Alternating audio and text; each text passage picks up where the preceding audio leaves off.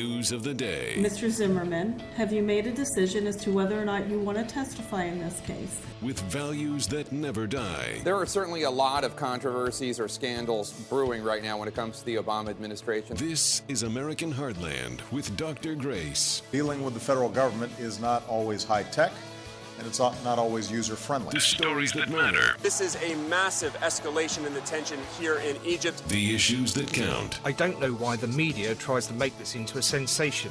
We have never hidden the fact that we supply Syria with weapons. This is American Heartland with Dr. Grace.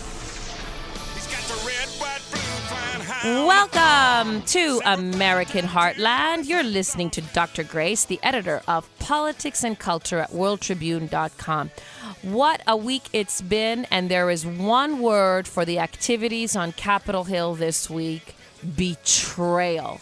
Stunning betrayal on two fronts. Two bombshell stories, one regarding the CIA and one regarding a colossal struggle over the budget that the House has passed. The first story: disgraceful conduct by the Democrats in the Senate, especially Ms. Feinstein, who released a report condemning the activities of the CIA during the years in which they were practicing waterboarding and other enhanced interrogation techniques in order to derive information from prisoners at Guantanamo Bay. The report alleges that President Bush at the time only found out about these activities later, and that has been debunked by President Bush and by Cheney. Wrong. The report also alleges that these enhanced interrogation techniques did not produce any worthwhile leads. And again, that has been debunked by Bush, by Cheney, and also by Brennan, the current head of the CIA, who says, no, that's all wrong. We got important information by the use of our interrogation techniques.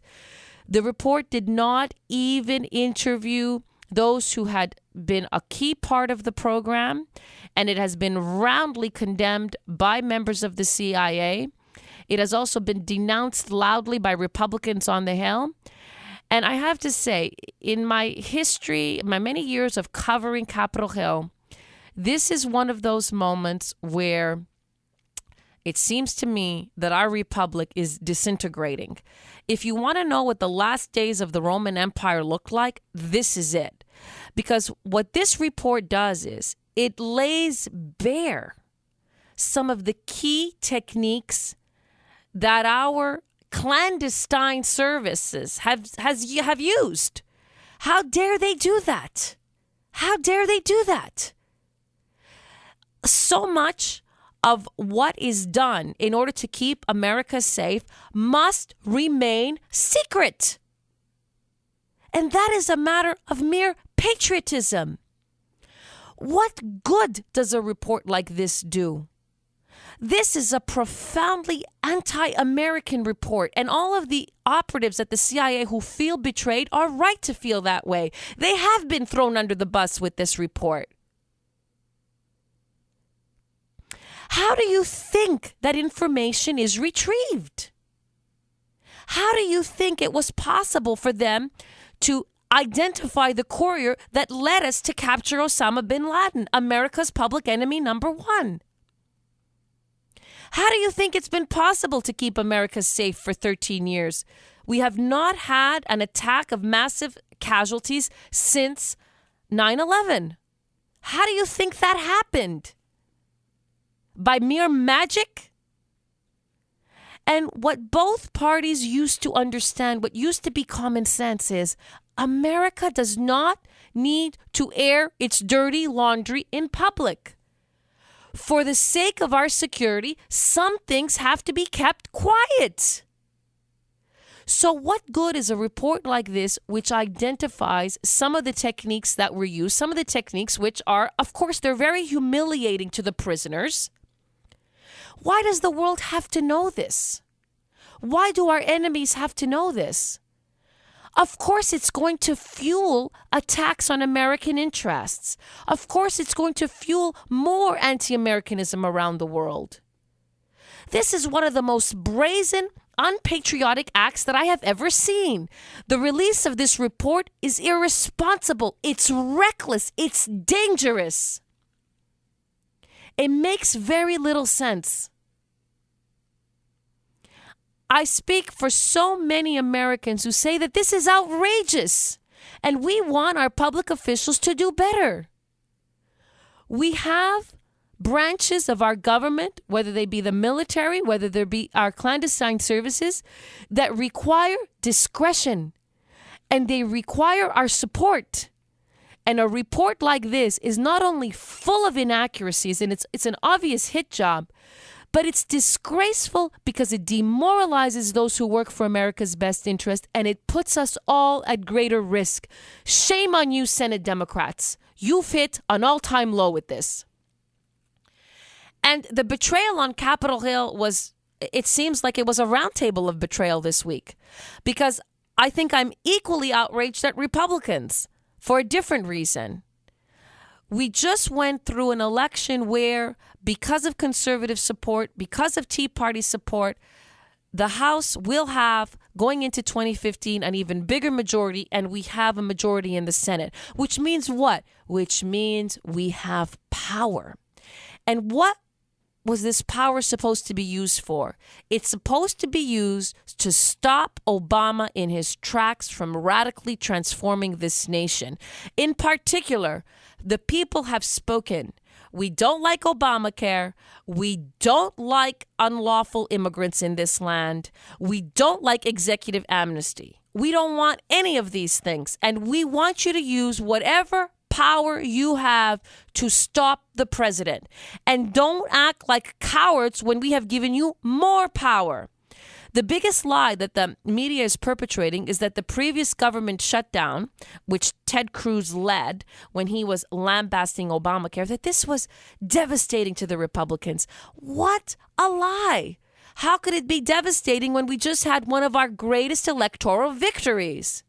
In fact, the public rewards principled leadership. And that's why they won in the midterms, because we saw signs that there might be principled leadership. And also the victory was based on a profound rejection of Obama and his administration. And so no sooner did they achieve this victory than House Speaker Boehner puts forward a bill which betrays so many of our sacred principles. He said he was going to give the public enough time to review every element in a budget. And what did he do? Again, rush, almost just before the deadline. You put together a massive bill, and then you want us just to give it a rubber stamp and send it through. There's an outcry in this land. We don't like special interests. We don't like bills laden with pork. And what does he do? It's full of special interests. It's a bill full of pork. And in particular, we have said, do not fund executive amnesty. And what does this bill do? It funds executive amnesty. Boehner, are you deaf? Are you dumb and blind? Did you not hear what the people have said? You went out and said that the president is acting as an emperor and a monarch and a dictator. Those were your words. Those were your statements. And I wrote a piece saying, well, if you really believe that, there's a mechanism in the Constitution to deal with a dictator, an emperor, and a monarch, which is impeachment. Okay, you said, I'm going to go off to Thanksgiving break, and all the options are on the table. Remember that? You were going to weigh all these options. Well, guess what? We've seen what the options you considered are. And they are pork, unwieldy budgets laden with special interests, and giving Obama the power that he wants to fulfill his executive amnesty. Is that one of the options that was on the table? Is that what all our efforts have amounted to? And what you see going on right now on Capitol Hill is there's a strange alliance between the Tea Party, who despises this budget, and liberals. Liberals who are propagating economic populism. And one of these individuals, Senator from Massachusetts, Elizabeth Warren, she became one of the leading critics of this budget in the Senate on the grounds that this budget favors Wall Street while it neglects the interests of Main Street. Listen to Warren. No kidding. In fact, the title of the provision is no bailouts. I mean, that's what this is about. So every Republican and every Democrat who votes for the omnibus with the repeal in it is voting to say, you know, take out the part that says no bailouts for derivatives trading. You'd think everybody would say, we're not doing this. We're not doing this. But do keep in mind, this was a provision that was written by Citigroup lobbyists. I mean, they literally wrote it. They took it back, they re-edited it, and made sure it said exactly what they wanted it to say. The biggest financial institutions in this country can make more money if this little provision gets stripped out of Dodd-Frank, and that's why we're here to fight. Look, whatever you think of Dodd-Frank, whether you love it, whether you hate it, it's really irrelevant. The key question is this: what is that doing in the current budget? Why is that slipped in there? What purpose does it have right now? That is a Washington tactic of loading up bills with all kinds of provisions before the public can pronounce definitively on the direction that we want this country to go in. What you see happening on Capitol Hill is crony capitalism. Crony capitalism. All kinds of special interests plead for their specific perk to get into a budget. And the budgets are so vast, so unwieldy, and they're just rushed through. And what happens is the national debt rises and rises and rises to a point that we're choking on that debt. We're drowning in that debt. It's going to destroy us. And this is a reckless, irresponsible budget. Sadly, this week, I am appalled at the behavior of the Democrats in their willingness to throw the CIA under the bus. And I am equally outraged at Republicans who have thrown the good faith of the American people, especially all those voters who came out in support of the Republicans during the midterms. They are throwing us under the bus. Betrayal all around. It was a feast of betrayal this week. Don't blame it on me. Don't blame it on me. Don't blame it on me. The stories that matter, the issues that count. This is American Heartland with Dr. Grace. The stories that matter, the issues that count. This is American Heartland with Dr. Grace. God gave me you for the ups and downs. God gave me you for the days of doubt. And for when I think I lost my way. Welcome to American Heartland. This is Dr. Grace, the editor of Politics and Culture at worldtribune.com. Today, we have a really special segment. I want to introduce you all to an outstanding organization and an incredible individual, Father Paul Chek of Courage International. Welcome to the broadcast, sir. Hello, good morning, or I should say good afternoon to you, perhaps. I'm out on the West Coast. Yes, indeed, it is afternoon. Well, I want to explain to the audience why I am so thrilled to have you on the air. Nowadays, when we discuss the issue of same-sex attraction, it seems that we have only two choices that are possible. Either one completely indulges in the lifestyle, or we hear a complete condemnation of it. And yet, those who experience same-sex attraction have these very, very powerful desires. There's another way. There's a third alternative, which is to acknowledge these attractions and then try to deal with them according to Christian teaching. And that's why this organization, Courage International, it's a breathtaking, beautiful, stunning. I encourage everyone to go to their website, couragerc.org, and also view this documentary that they've produced of individuals who have either engaged in the same-sex, they've all engaged in the same-sex lifestyle and decided that it was empty for them, and they chose the path of chastity, the path of Christian teaching.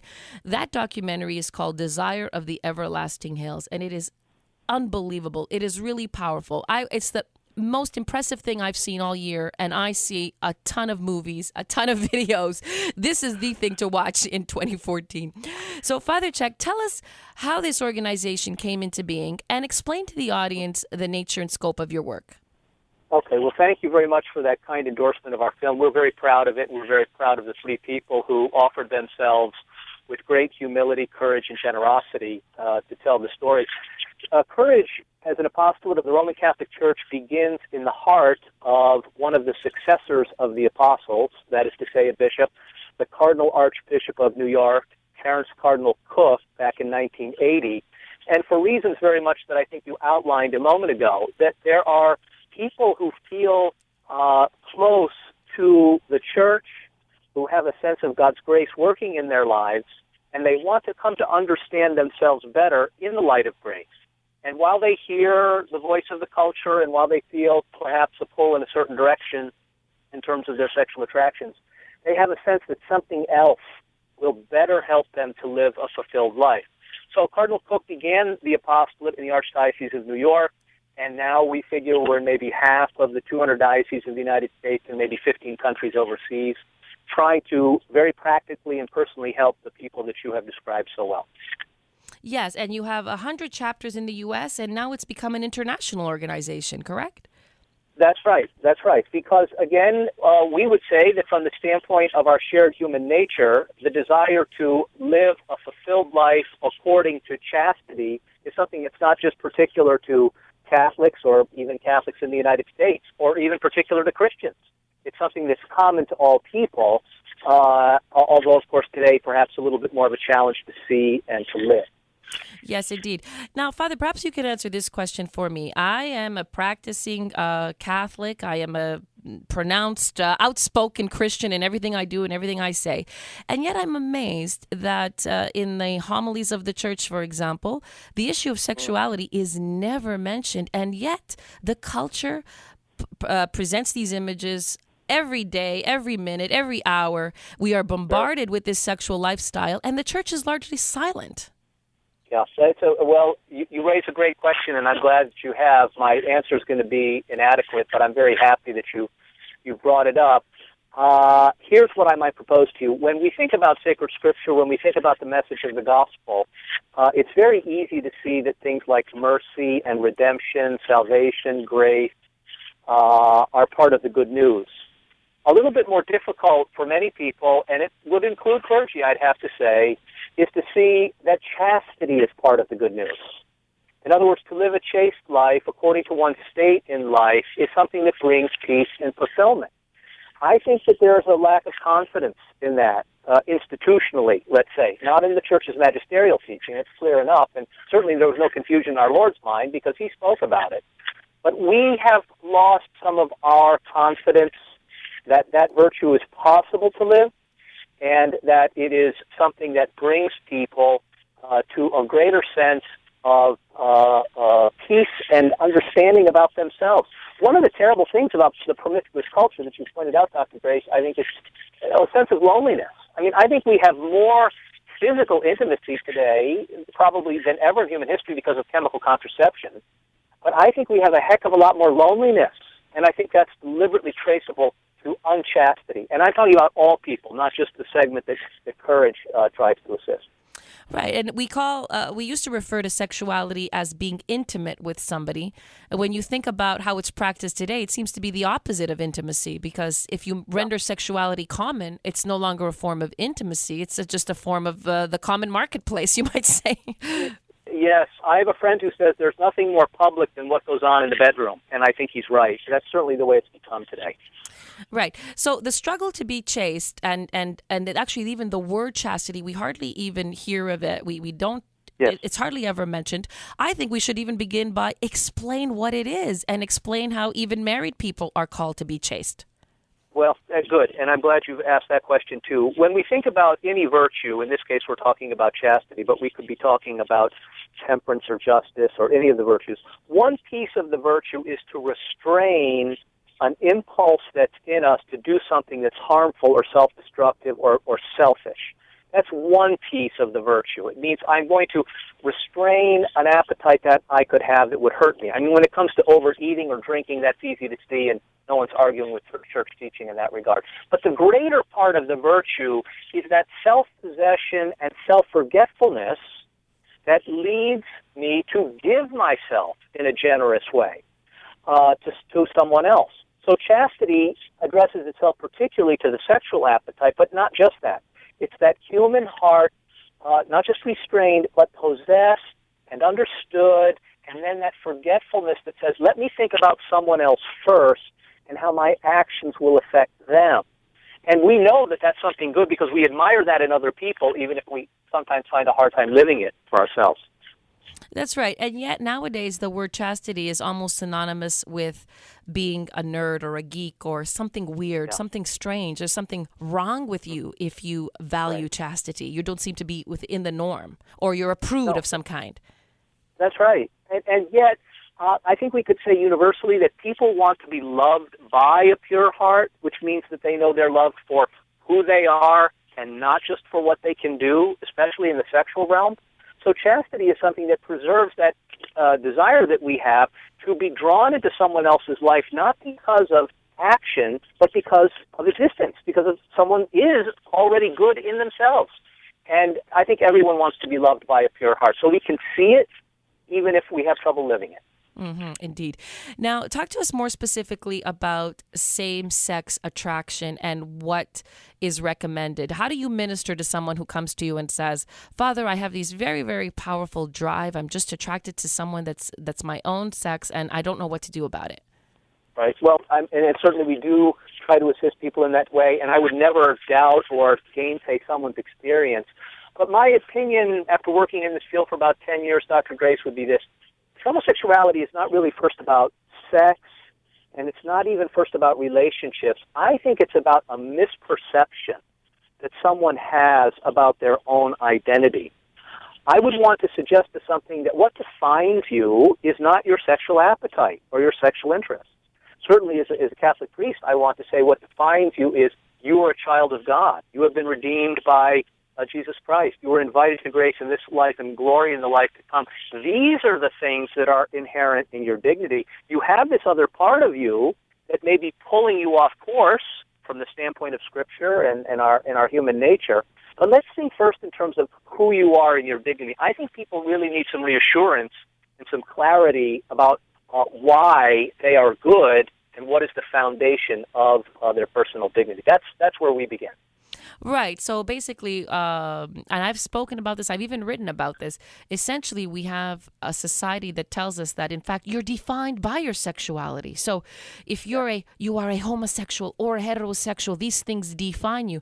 When in reality, we wouldn't apply that to any other category of human activity. Even other things that are acknowledged by Christian teaching as sin. For example, nobody says, I'm an adulterer, I'm a premarital sexer, I'm a pornographer. I mean, people don't define themselves as such when they engage in various sexual behavior. And yet when it comes to the same-sex issue, it takes over their entire personality, you would seem. It's a category of existence, as you've said. Yes, and I think that does great harm to people. It's patronizing. It puts them in a box and says, oh, I know who you are now. You're the homosexual, the gay person, the lesbian, so I understand. I put my template on you. And from the standpoint of Christianity, that seems unjust and uncharitable. Indeed. So what are the specific recommendations you would make to someone who says, okay, Father, I get you. I'm not just a homosexual or heterosexual. I'm a child made in the image of God. But, Father, I see a woman and I just want to jump on her. Or if I'm a man, I see a man. And I mean, that's what I want. That's where my appetite is. How can I change that? Well, I think slowly and gradually we have to come to an understanding of what brings fulfillment to the human person. And while there are appetites and desires that we have that are good and necessary, food and shelter are among them, and sex is certainly something that's important for the population of the human race and ultimately the kingdom of God, we have to look more foundationally at what it means to be human and what it means to be Christian. And the grace that Christ has given to us clarifies these things for us, so that our desires and appetites can be properly directed. I don't say that this is something that happens quickly, and I certainly wouldn't propose that people who come to us suddenly have a misdirected sexual desire vanquished. That doesn't happen.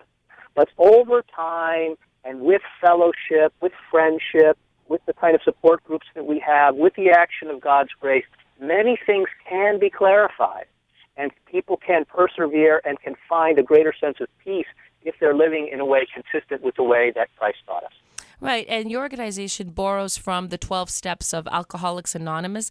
Can you walk us through that just a little bit in terms of how that would assist someone who is trying to overcome a same-sex attraction?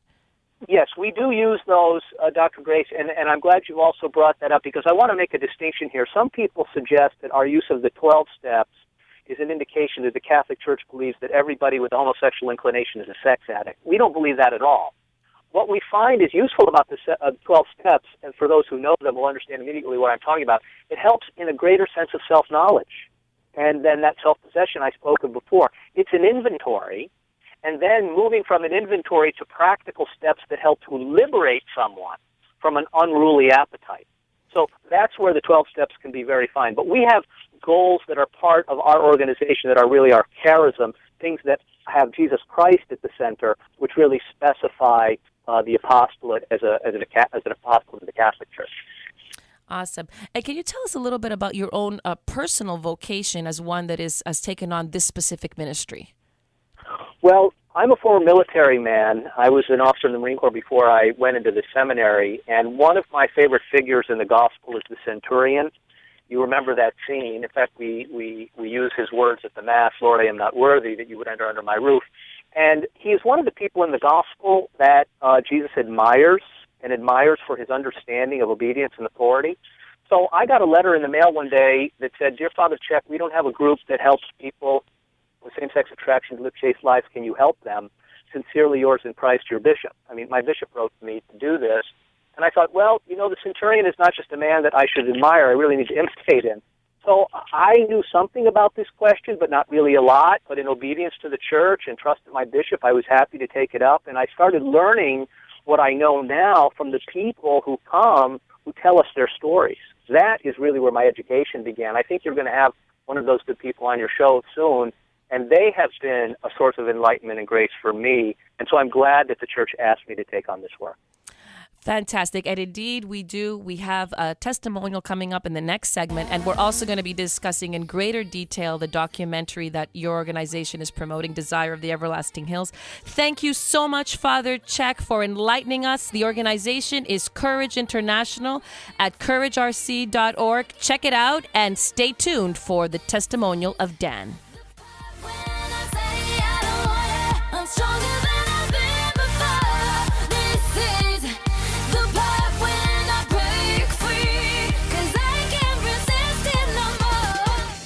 The stories that matter, the issues that count. This is American Heartland with Dr. Grace.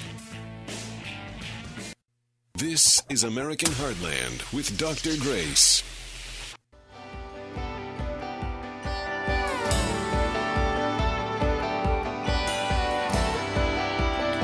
Welcome back to American Heartland with Dr. Grace. I am the editor of Politics and Culture at worldtribune.com. A special report this week. The previous segment, you heard Father Check of Courage International, who leads an organization which gives those who have same-sex attractions an alternative.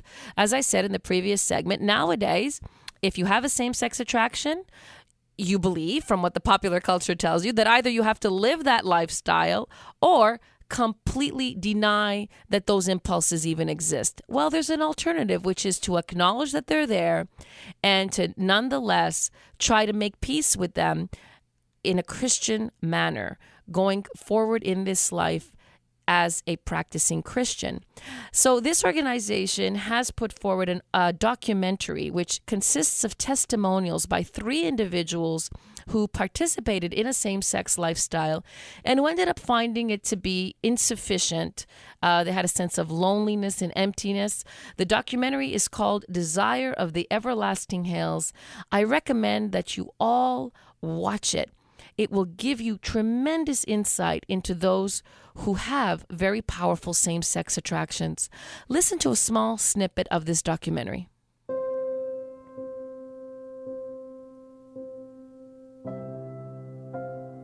As I've thought about being interviewed for this, naturally one thing I've thought about is how are people going to perceive me after this? Are they going to think of me as some self-righteous, smug Puritan? Just because I've found for me that this is the path that will lead to the most fulfillment in my life? I'm far more than that. I don't want to become a caricature, but people will think what they think. I can't control that.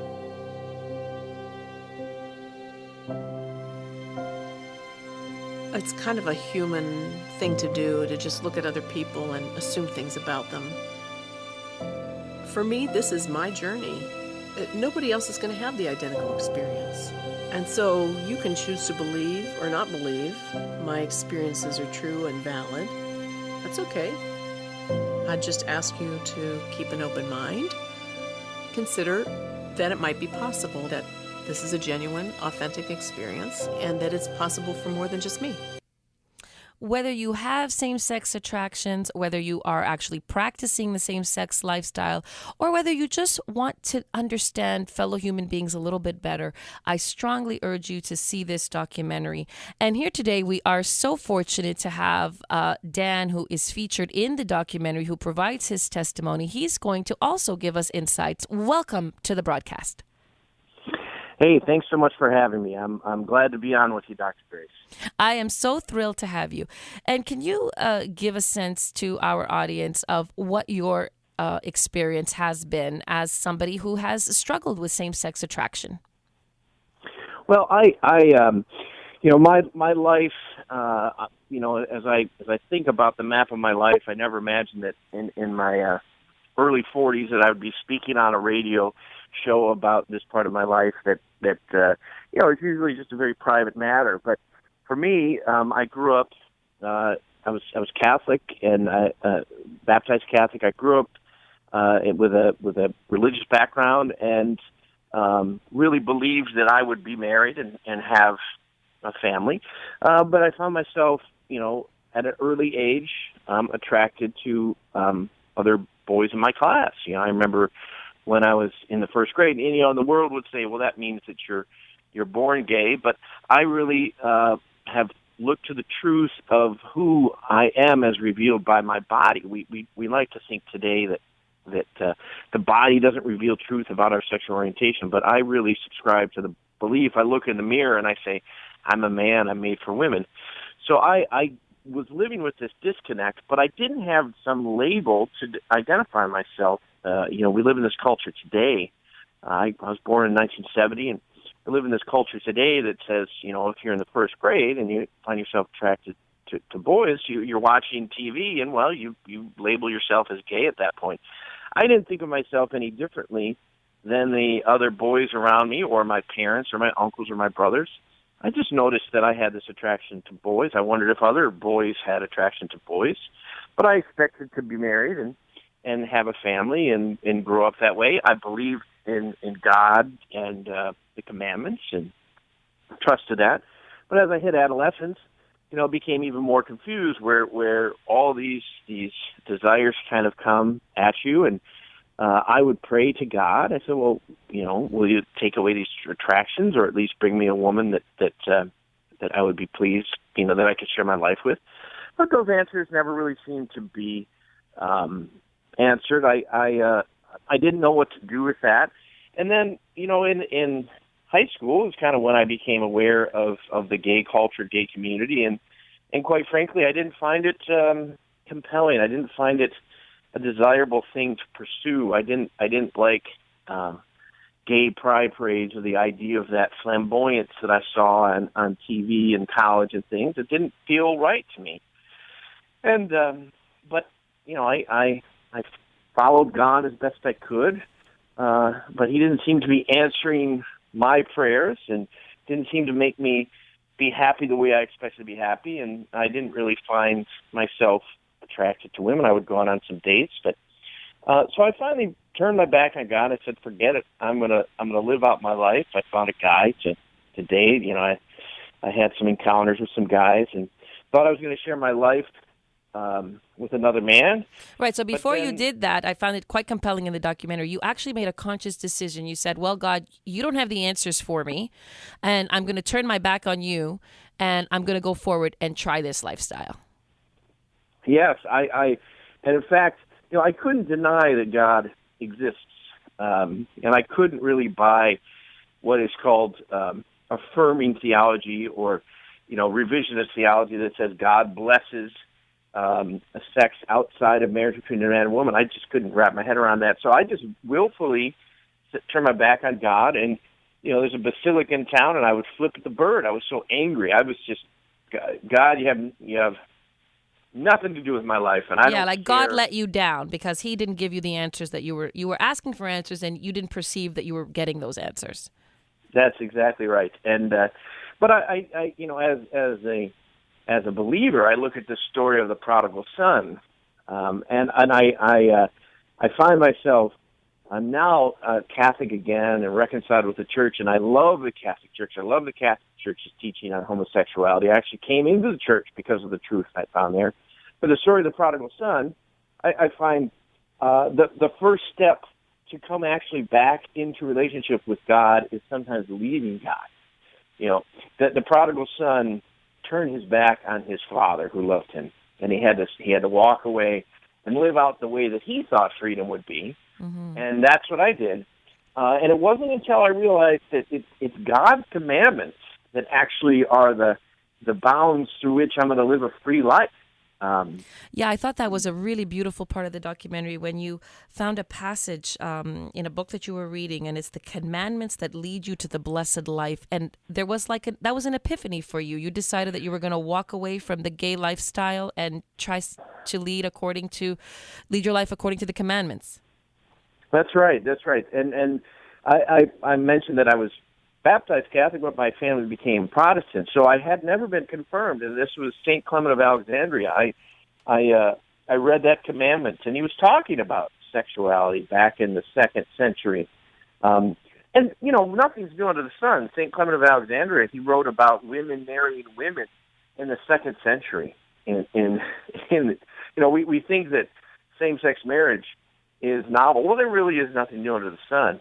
And he was talking about sexual issues, and he said the commandments of God lead us to the blessed life. And I often, when I speak to high school students, I'll talk about my crazy rescue dog who is always trying to run away from me and thinks freedom is outside the fence, is away from me. But my dog, like I didn't know that the commandments of God are what are going to lead to my human fulfillment. And just like my poor dog Sophie, who runs away and got hit by a car, you know, I thought freedom was outside of those commandments of God. We think so often of the commandments of God, thou shalt not, but really it's an invitation.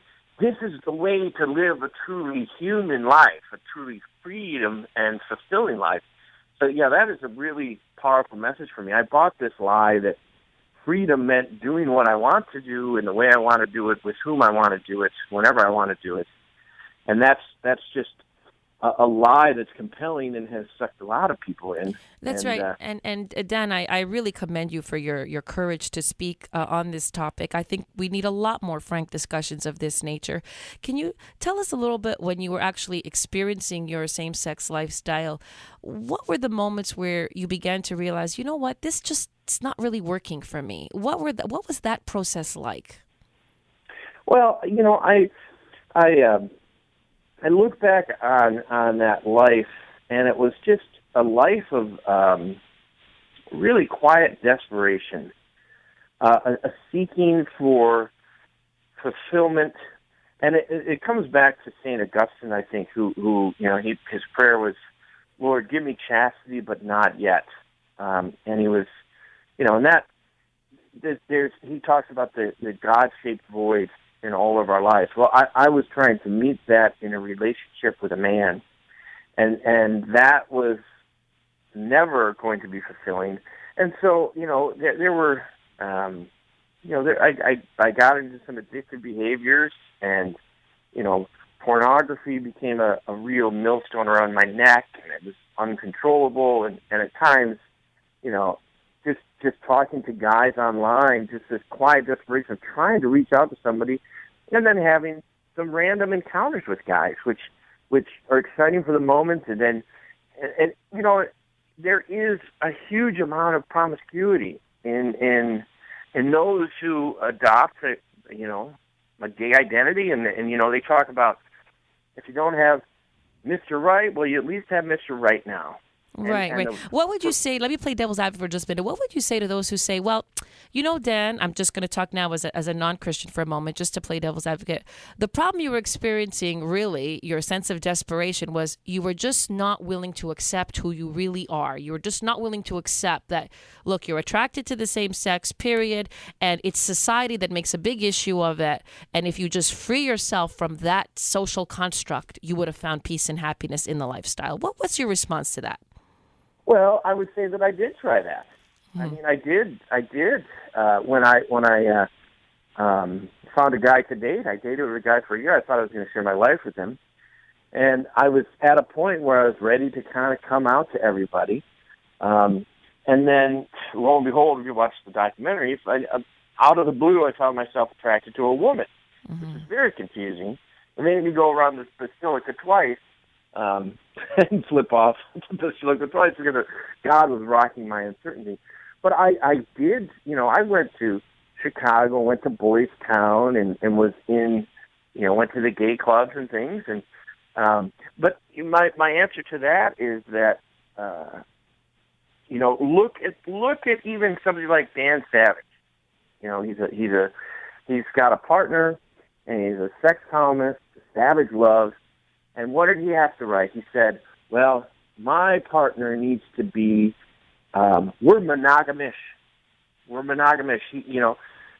There's this idea in the gay culture that, well, not all your needs are going to get met by your lover.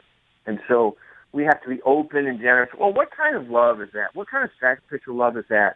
Is if you look at the high percentage of gay relationships that have multiple partners within them, and it's talked about.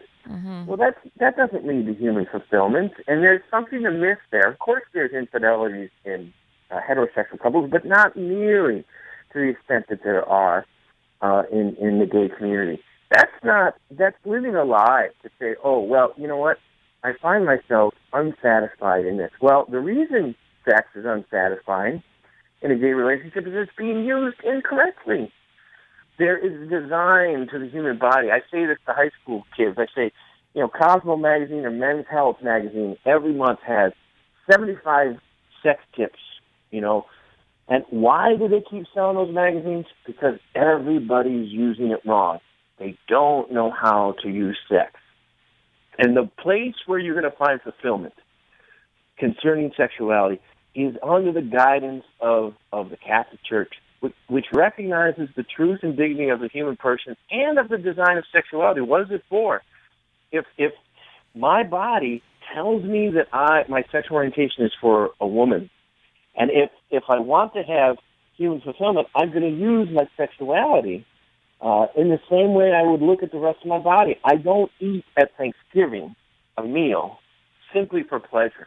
So looking back, if you've concluded that about your body, where would you say that the attraction to boys came from then? Why did it exist? Why was it there for you? Well, I would say that, there's a great line in John Paul II, when he was a cardinal, he wrote a book called Love and Responsibility. And it's about human sexuality, kind of a precursor to the theology of the body. And he writes in there and says, in the course of normal events, in most people's psychosexual development, a boy will become attracted to a woman, and a girl will be attracted to a boy, and then, lead into marriage.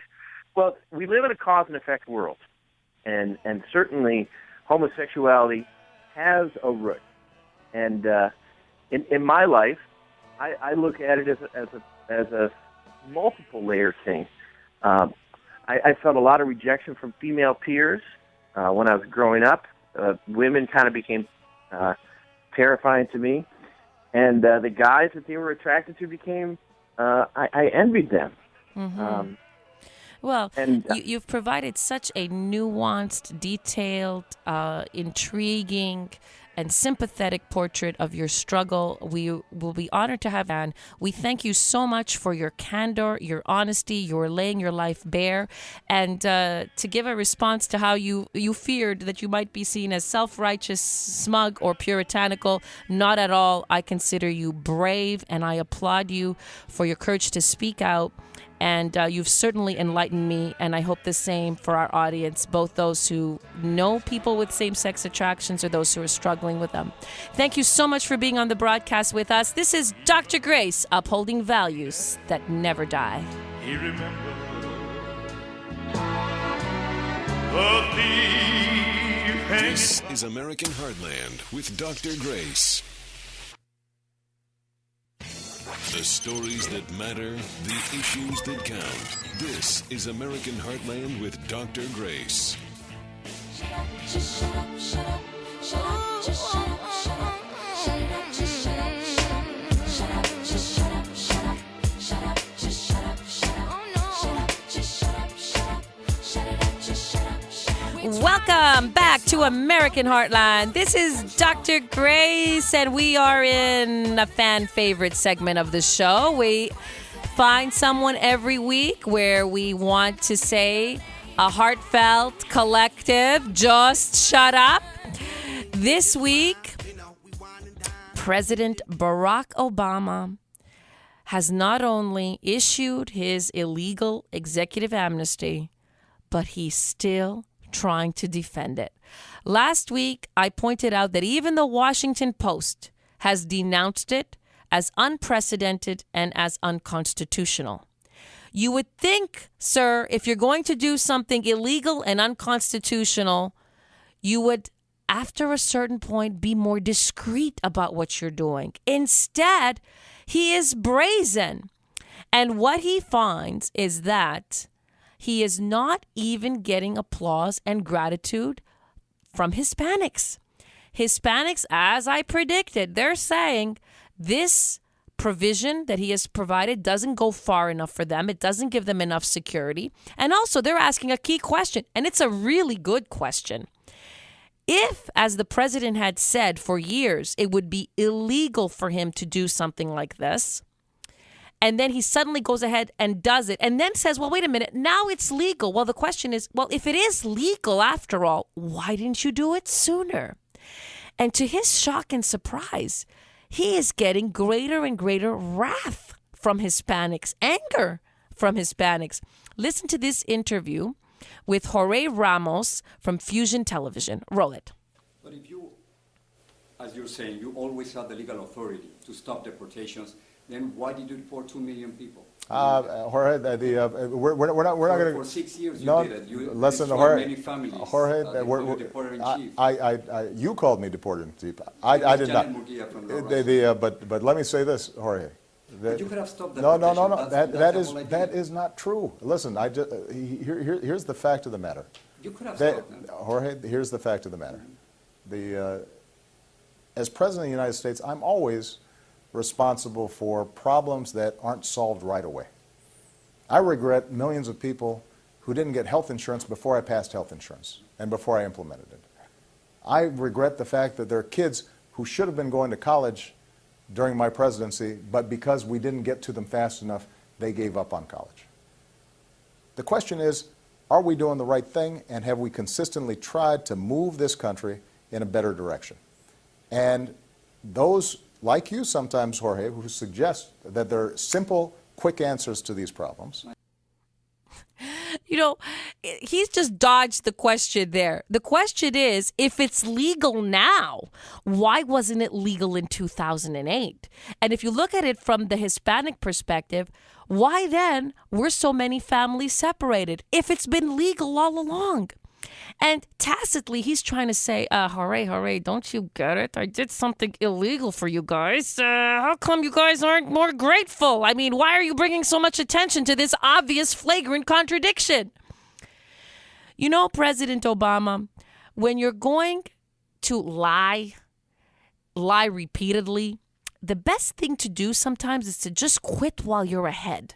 You know, you're about to transform this nation in a dramatic fashion by issuing these 4 to 5 million work permits against the wishes of the American people and contrary to the laws of the land. My strong recommendation to you is stop trying to tell us that you're this compassionate guy that cares for everybody, you're just this brilliant problem solver. What you are is a slick opportunist who is an incorrigible liar. So President Obama, just shut up.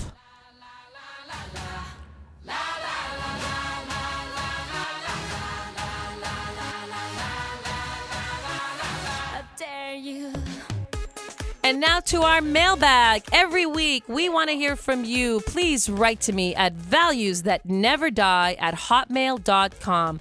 Valuesthatneverdie@hotmail.com.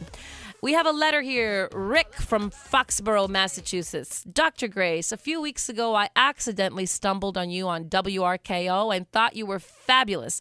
Will you be doing more shows on WRKO in the future? Well, Rick, I certainly hope so. That was a blast. I did a live show in the Boston area, and we also posted that show in its entirety on our YouTube channel, youtube.com/Grace Vuoto. Check it out. And we have a letter from Lori in Washington, D.C. As a legal resident here in the U.S., I am appalled by the president's executive action to give amnesty to illegals. I have spent more than $20,000 in visa and attorney fees and had to overcome a mountain of red tape to get a green card.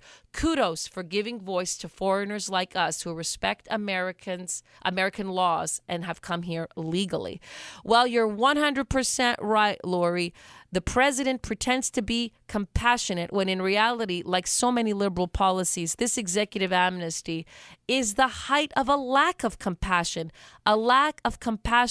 for all those who are doing everything right. They're waiting in line. They can't get into this country, many of them, and it's because the president is rewarding the lawless instead of rewarding the lawful.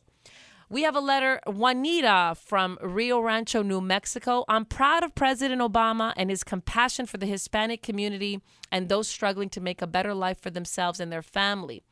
I hope people like you become aware of our struggles and stop trying to make us feel like second-class citizens. Well, Juanita, as an immigrant myself into this country, and also as the daughter of immigrants who left Italy, they left a situation of dire poverty, my mom and dad both did, when they migrated to Canada. I must say the last thing that I think you can accuse me of is wanting anybody to be treated as a second-class citizen. I know the struggle of immigrants. For example, my own mom and dad, who initially didn't even know the language of the country they were involved in, and how difficult it was. But you know what? What I admire so much about them, and where my heart shines, where it really glows, is for the immigrants who go to a country with true respect for the land that they are going into. And you know why they've left some countries? Is because they recognize that, say, Canada, the United States, that things are done better here than in some parts of the world. So I think true compassion is to say we want to maintain this beacon of light in North America by encouraging immigration to be done in a lawful manner. Another letter, we have one from Carrie from New York City in New York. Hillary Clinton has helped women with numerous issues when she was First Lady, when Bill was in office, and she's a role model to women across America. Please stop criticizing this good woman who has contributed a great deal to society and highlighted the role society plays in raising future generations. Carrie, I think that you are woefully misled in your support for Hillary Clinton. I do not think that she is a good spokesperson for women's rights. I think in her own personal life, she's betrayed many women and certainly not been a role model to young women. I think you just need to ask folks like Juanita Broderick or even Monica Lewinsky.